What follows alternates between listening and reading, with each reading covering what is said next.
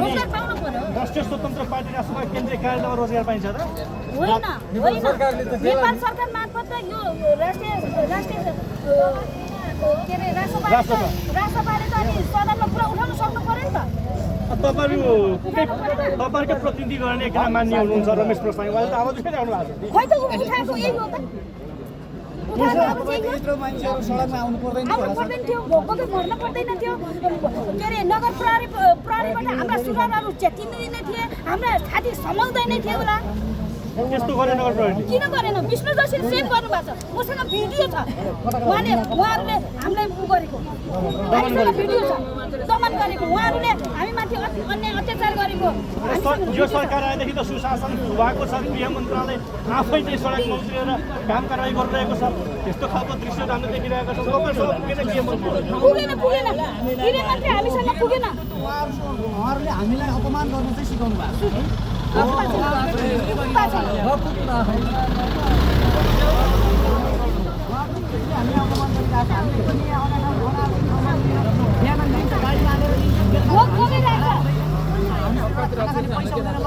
अहिले पनि बिहानदेखि सबैजना साथीहरू भोकै हुनुहुन्छ, फर्किने गाडी भाडा छैन। अहिले त आयौँ, फर्किनेलाई गाडी भाडा छैन कि।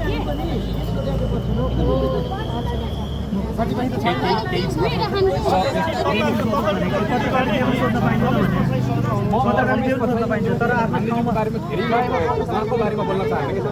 पहिला सुरु उहाँको आश्रम उहाँको श्रीमतीको आश्रम होइन, उहाँको श्रीमतीको आश्रम थियो। त्यो आश्रममा उहाँहरूलाई चामल अभाव हुँदाखेरि मिडियाबाट उहाँले चामल सहयोग गर्नुहोस्, दाल सहयोग गर्नुहोस् भनेर त्यसरी चामल सहयोग मागेका कुराहरू पनि हामीले सुनेका छौँ पहिला होइन। अब अहिले त उहाँ मान्य हुनुभयो, आश्रमको अवस्था के छ त्यो हामीलाई थाहा छैन होइन।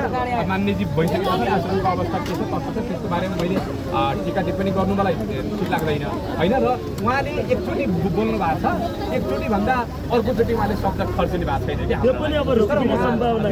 सांसद हो कि कसको सांसद हामीलाई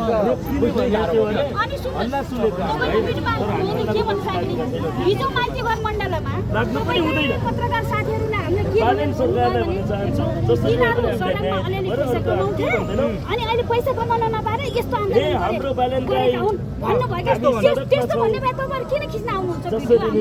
हामीले त तपाईँहरूले बोलाएको होइन त, हामीले बोलाएन भिडियो खिचिदिनु भनेको होइन नि त।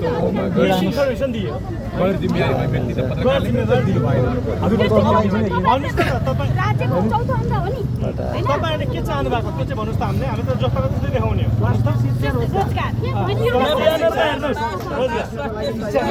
मैले हजुरको मिडियाबाट के भने आज हामीले भोलिबाट पर्सिबाट हामी सडकमा आउँदैनौँ, सडक शून्य हुन्छ, खाली हुन्छ।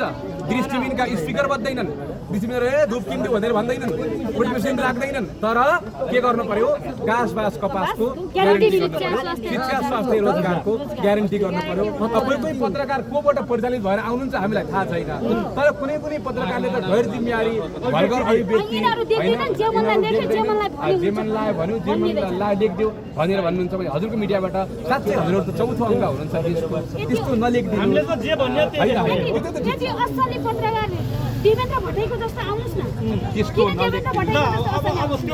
त्यो विषयभन्दा पनि तपाईँको प्रमुख विषय भन्नुहोस्। घाँस बाँस कपास शिक्षा स्वास्थ्य रोजगार यो राज्यले बालनजीलाई के सन्देश दिन चाहनुहुन्छ? प्रधानमन्त्रीलाई तपाईँको सन्देश के छ? मैले अगाडि पनि भने दिग्ले भन्नुहोस्। बालनलाई त म के भन्छु भने हाम्रो यो छिटै हाम्रो मागलाई पुरा गर्नु नपुरा, यदि तपाईँले पुरा गर्न चाहनुहुन्न, हामीलाई लाद हान्नुहुन्छ भने खबरदार हामी लड्न तयार छौँ। हामी कहिले पनि हार खाँदैन। दृष्टि नदेखेर के भयो त? हामी दिमागले त काम गर्छौँ नि, हामी पनि पढे लेखेका छौँ, तपाईँ जस्तै हामी पनि पढेका छौँ, हाम्रो साथीहरू पनि पढेका छन्। छिट्टै यो तपाईँ चुप लागेर नबस्नुहोस्, हाम्रो यो मागलाई छिट्टै सम्बोधन गरेर कसरी हुन्छ छिट्टै व्यवस्था गर्नु, नत्र भने हामी छोड्नेवाला छैन। हस् दिदी हस्। धेरै